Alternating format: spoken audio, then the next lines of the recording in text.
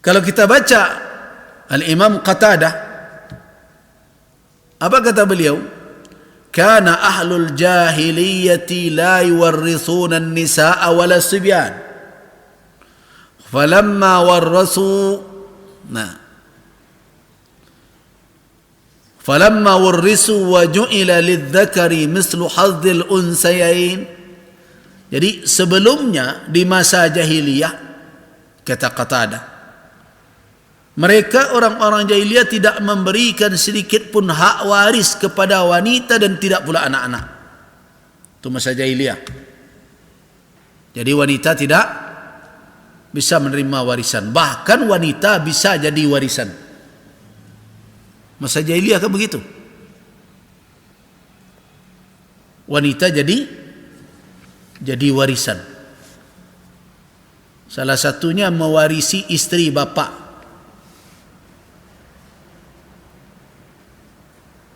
Jadi bisa diwarisi.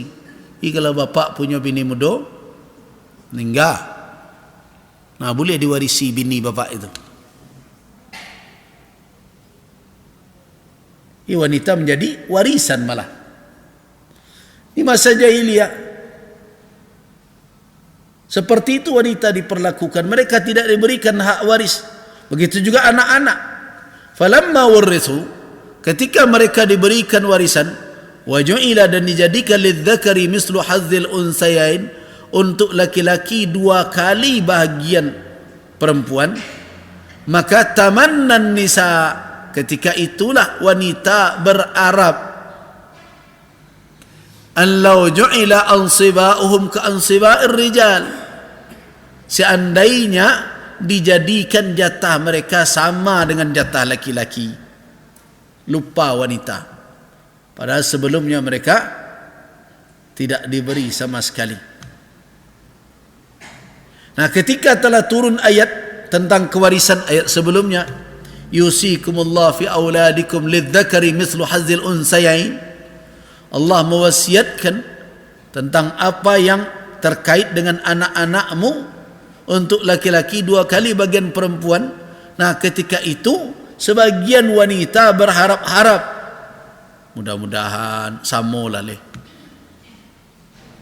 Nah, berarti kecenderungan sebagian orang dahulu ingin menyamakan hak waris antara laki-laki dan wanita bukan kecenderungan hari ini.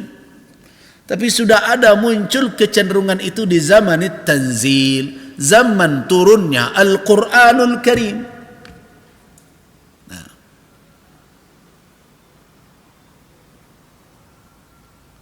Wa qala rijal, sedangkan laki-laki ketika itu, inna lanarju an nufaddala 'ala an-nisa'i bihasanatina fil akhirah kama fuddilna 'alaihinna fil miras. Laki-laki, apa harapannya? Mudah-mudahan kita dilebihkan pula oleh Allah dibandingkan wanita dengan kebaikan-kebaikan kita di akhirat, sebagaimana kita dilebihkan atas mereka dalam perkara kewarisan. Jadi sama-sama berharap, tapi lihat harapannya tulus. Yang wanita menginginkan sama dalam berbagai hal, yang laki-laki menginginkan lebih dalam urusan akhirat dari wanita. Nah, itulah yang akhirnya menjadi sabab turunnya wala tatamannaw ma faddalallahu bihi ba'dakum. Nah, kenapa dilarang untuk berharap seperti itu? Karena dalam harapan yang seperti itu ada ketamakan. Jadi ada tamak namanya. Nah, dan juga muncul hasad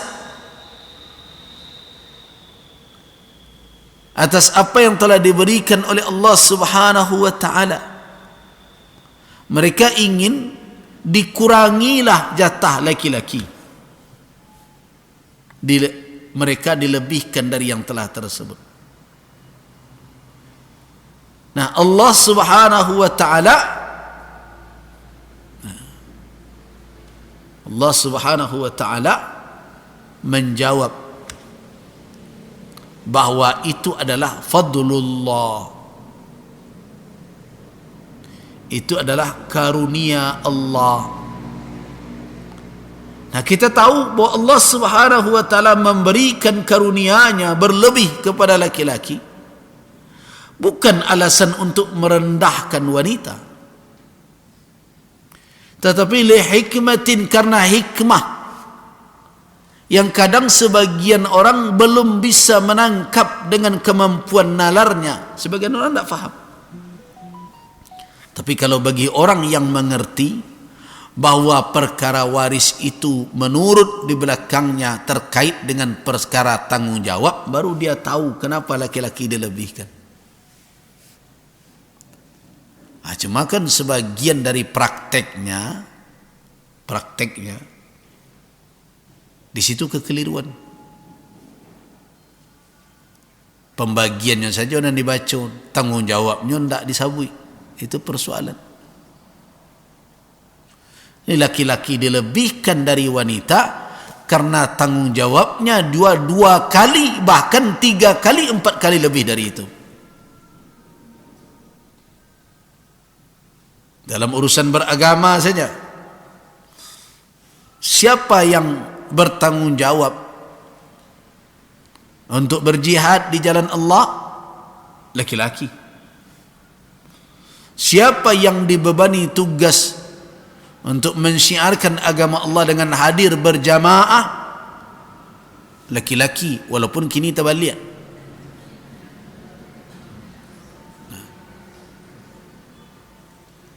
Siapa yang bertanggung jawab untuk menjaga kehormatan rumah tangga, keluarga? Siapa penanggung jawabnya akan dipertanyakan di akhirat kelak? Laki-laki. Siapa yang bertanggung jawab memberi nafkah? Laki-laki, walaupun ada sebagian laki-laki nanamu jadi bapa rumah tangga. Siapa yang bertanggung jawab menafkahi anak-anak? Laki-laki. Jadi wanita tidak pernah dibebankan tanggung jawab menafkahi anak. Kenapa? Karena anak dinasabkan kepada bapaknya. Imbangan dari nasab itulah dia bertanggung jawab untuk menyediakan nafkah. Siapa yang bertanggung jawab untuk menafkahi orang tuanya? Laki-laki.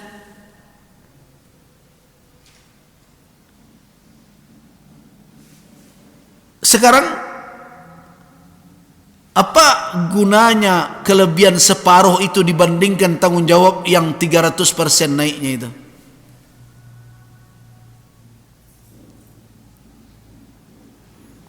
Ketika dia menikah, siapa yang memberikan mahar? Laki-laki. Perusia ada bantahan mahar? Tidak. Siapa yang bertanggung jawab menyediakan rumah tempat tinggal? Laki-laki, suami. Siapa yang bertanggung jawab membelikan pakaian untuk istri? Laki-laki, suami. Jadi kalau ibu-ibu minta beli baju ke apa-apa, itu tidak ada yang salah di situ. Memang tanggung jawabnya. Asal jangan tiap hari saja. Kan bil ma'ruf. Nah, berarti kelebihan separuh atau ya 2 kali bagian perempuan itu, di mana ketidakadilannya? Nah, cuma akan terasa tidak adil itu ketika dia dipisahkan. Hanya yang dipelototin dan dicalik fokus hanya kepada jatah pembagian. Padahal antara hak dan kewajiban itu tidak boleh dipisahkan. Nah, di situ ketidakadilan itu muncul. Nah, kalau kita berharap disamakan, mestinya juga disamakan tanggung jawabnya, dan itu tidak mungkin. Dengan fitrahnya bagaimana menyamakan? Tidak mungkin. Akan berbeda jelas. Nah, jadi alasan Mengapa syariat melebihkan dalam kasus anak? Tidak semua ya. Tidak semua kasus laki-laki mendapatkan lebih dalam perkara warisan. Ada kalanya sama. Contoh, bapak dan ibu bisa jadi sama. Likulli wahidin minhum as-sudusu. Masing-masing mendapatkan 1/6. Perhatikan firman Allah Subhanahu wa taala.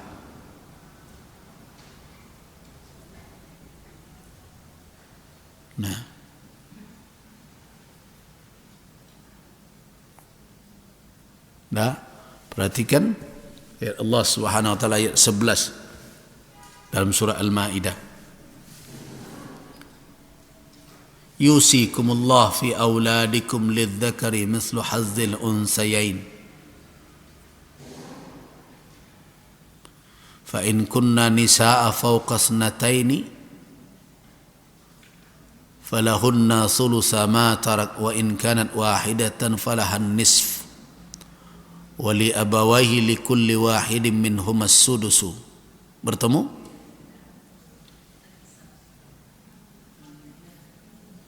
Di dalam surat, maaf, tersebut apa oleh saya tadi? Maidah, Nisa, ayat 11.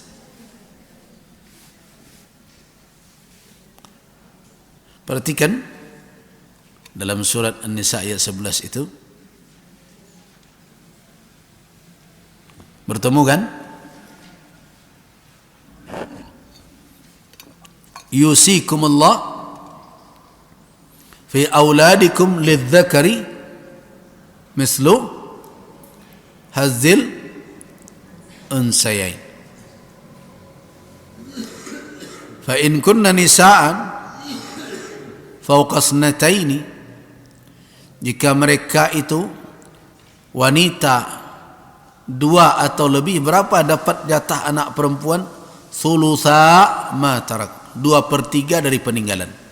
Terus lanjutkan, wa in kanat wahidatan, kalau seandainya anak perempuan itu sendiri, berapa mereka dapat? Setengah. Kemudian wali abawaihi, dan untuk kedua orang tuanya, likulli wahidin minhuma, masing-masingnya berapa mendapat? 1/6. Nah, saya tanya, di sini laki-laki dan perempuan sama atau berbeda?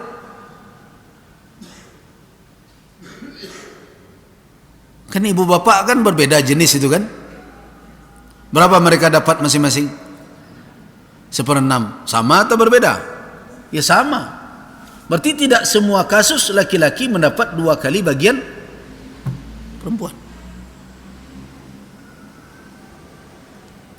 Ini jangan ada pula yang mengatakan bahwa laki-laki terus dapat 2 kali. Tidak selamanya. Ada dalam kasus tertentu malah sama. Ya seperti kasus bapak dan ibu. Bapak dan ibu kan berbeda jenis kan?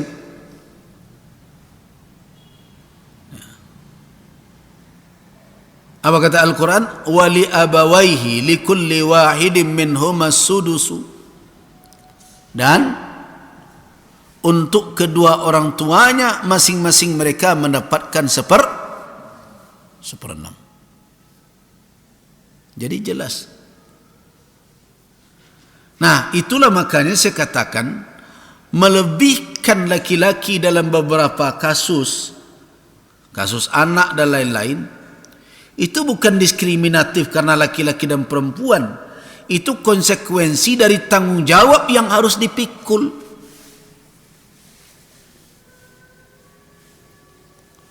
Nah, tetapi orang-orang yang benci, orang-orang yang tidak senang dengan Al-Quran, tidak senang dengan aturan syariat, mereka akan berbohong kepada orang lain. Ini diskriminatif, ini karena laki-laki dan perempuan. Tidak, alasan utamanya adalah karena tanggung jawab. Kenapa? Karena tidak semua kasus laki-laki dan perempuan dalam kewarisan itu 2 kali. Laki-laki mendapat 2 kali bagian perempuan. Dalam kasus tertentu malah sama. Ya seperti kasus ini.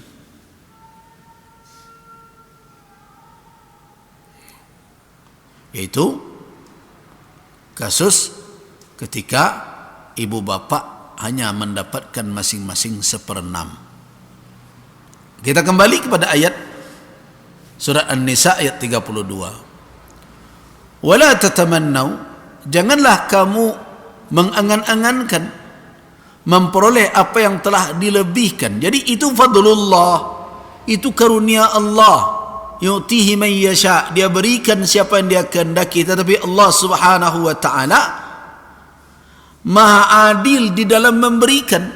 Cuma sebagian dari manusia kadang belum terjangkau oleh fikirannya, oleh nalarnya, apa bentuk keadilan Allah dalam perkara ini. Tidak terjangkau. Nah ketika tidak terjangkau, kalau sebagian manusia ada yang beradab, alun terjangkau di kepala ambo lai. Mungkin suatu saat ambo mengerti dan jali ikut adalah firman Allah, sami'na wa ata'na. Itu adab orang beriman. Tapi ada yang tidak beradab, kepalanya sekadang pilang senyawanya, tapi nyuku pula ayat Allah. Makanya kecen ikut ayat tak cocok di zaman kini dah. Ai kalau orang serupa itu cocok mau kecen itu orang nambah suku piah sampai kepalanya nanyo tarah. Indak kopiah nanyo cari lebih lapang dah. Nah padahal kalau dia mau bertanya, mau mencari tahu, oh kata mereka, oh kita harus bebas dalam ilmu itu, harus bertanya. Pertanyaan itu tidak boleh dikekang-kekang. Kita harus objektif, tidak boleh dibawa-bawa emosional keagamaan. Hei bung, sebelum anda bicara begitu, Ummu Salamah saja istri Nabi itulah bertanya begitu, tapi tidak pakai bahasa seperti anda itu. Karena mereka tahu bahwa ini adalah ayat Allah. Bahwa di balik seluruh apa yang diputuskan oleh Allah ada hikmah yang kadang untuk zaman sekarang bisa jadi belum ditemukan. Sebagaimana dahulu tidak semua apa yang diturunkan oleh Allah melalui Al-Quran itu terbaca. Dari mana orang tahu dahulu proses kelahiran bertemu antara bibit dari laki-laki dan perempuan, kemudian terjadi sebentuk lembaga atau sesuatu yang lain setelah dibuahi menempel di dinding rahim yang disebut alaqah, kemudian ada unsur darahnya, unsur daging dan sebagainya, kemudian muncul dia ada tulang dibalut dengan daging dan kulit dan seterusnya. Kemudian berikutnya proses yang dikatakan dalam ilmu embriologi. Kalau dahulu ditanya di saat turun, bagaimana menjelaskannya itu? Nah hari ini orang mudah menjelaskannya. Oh iya benar Al-Quran. Kenapa? Ada sekarang USG berbagai macam bisa dilihat. Oh ini dari ini ke ini ke ini. Makanya ketika kita mentadabburi Al-Quranul Karim, menafsirkan Al-Quran, apa yang pertama sekali harus kita bicarakan dahulu? Apa itu Al-Quran? Dia akan berbeda ketika orang telah mendudukkan dahulu di dalam keyakinan dia, di dalam dasar pondasi kajian dia, Al-Quran itu wahyu, akan berbeda dengan orang yang mengatakan Al-Quran itu sama je buku lain. Berbeda, tidak mungkin dipaksa. Apakah itu ilmiah? Ya ilmiah. Kenapa? Karena perdebatannya di dasar pemikiran. Al-Quran kalamullah, bagi orang lain tidak. Al-Quran warisan Muhammad. Dua yang berbeda. Para orientalis menganggap Al-Quran ini adalah warisan Muhammad yang tidak jelas. Ini siapa ini yang membuat? Sebagian mereka malah sampai kepada kesimpulan ikut catatan Muhammad ini. Orientalis begitu berpikir. Mereka katakan ini adalah karena kecerdasan Muhammad, dia kumpulkan berbagai kalimat indah dari berbagai sumber, kemudian dia susun jadi Al-Quran. Ada yang begitu kesimpulan. Ya wajar kalau mereka berkata begitu. Kenapa? Karena mereka belum beriman. Tapi bagi orang yang telah beriman, metodologinya tentu tidak sama. Kenapa? Karena mereka telah mengalami perdebatan pemikiran terlebih dahulu, telah mengalami suatu proses yang kemudian mengantarkan mereka kepada pengakuan Al-Quran ini tidak sama dengan buku-buku yang lain. Al-Quran ini adalah kitab yang diturunkan oleh Allah. Ini kalamullah. Itu sudah ilmiah sampai di situ. Nah, ketika mereka sudah menemukan itu kalamullah, maka mereka akan memperlakukan sesuai dengan apa yang telah mereka putuskan. Jadi masing-masing. Nah, hari ini yang paling menakutkan adalah ketika teori orang yang bingung tadi itu dibawa kepada orang yang yakin dan disuruhnya bingung dulu. Coba bayangkan. Nah, teori yang dikembangkan di negara-negara Islam hari ini adalah kalau ingin objektif dalam berfikir, tidak boleh masuk di situ keyakinan, tidak boleh masuk dulu keimanan. Jadi orang yang yakin dipabingung dulu. Ala bingungnya disuruhnya baca Quran. Benar kau tidak? Akhirnya dari orang bingung tu ada keluar pendapat. Ya pendapat Andi namanya. Nah, itulah yang jadi. Nah, sehingga setiap yang mereka bicarakan hari ini penemuan baru. Ini adalah analisa yang ilmiah. Padahal kalau mereka belajar seperti ini, setidaknya mereka tahu, oh berarti dahulu perkara kewarisan laki-laki 2 kali perempuan. Kalau ditanya oleh sahabat, Allah pak, cuma apa mungkin tak membaca sampai ke sini. Tidak perlu pula mengatakan bahawa ini analisa Al-Quran kita harus kita perbaharui. Kita harus mempertanyakan ini. Bantu orang baru basuh. Padahal ini orang tak kalok. Assalamualaikum. Nah, inilah yang sering kita dengar dari pakar-pakar yang dikatakan bahwa mereka adalah para pemikir modern berbagai macam. Padahal kalau mereka maulah sabar menelusuri sedikit demi sedikit, mereka akan bertemu bagaimana cerdasnya para sahabat. Mereka telah bertanya terlebih dahulu, kenapa laki-laki 2 kali bagian? Kenapa? Tetapi yang kita lihat mereka berfikir utuh. Yang mereka pertanyakan bukan hanya jatah warisan, tapi mereka berangkat dari tugas dan kewajiban. Mengkok kami tidak disuruh serupa itu. Nah, kenapa ini disuruh berperang, kami disuruh di rumah saja? Ini disuruh berjamaah, kami disuruh di rumah saja. Ini disuruh keluar mencari nafkah, kami suruh ngamen anak saja. Nah, itulah pertanyaan yang lebih. Jadi lebih awal bukan kepada jatah warisan, tetapi adalah tugas dan tanggung jawab. Nah, makanya ketika dijawab dengan kalimat faddalallah, Allah telah memberikan keutamaan karunia kepada sebagian atas yang lain, mereka mengerti. Kenapa?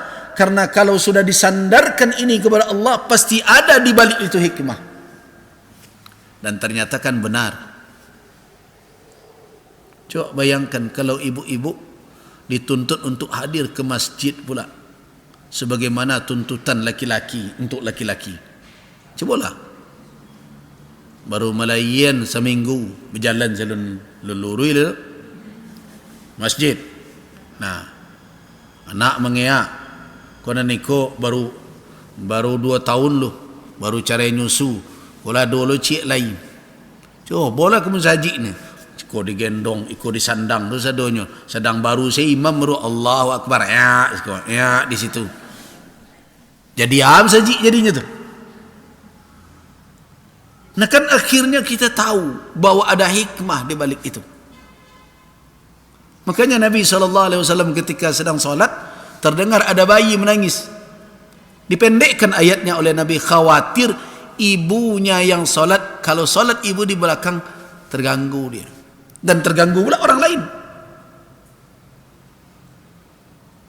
Disingkatkan oleh Nabi ayatnya, dipendekkan. Nah, itulah hikmah di balik itu semua.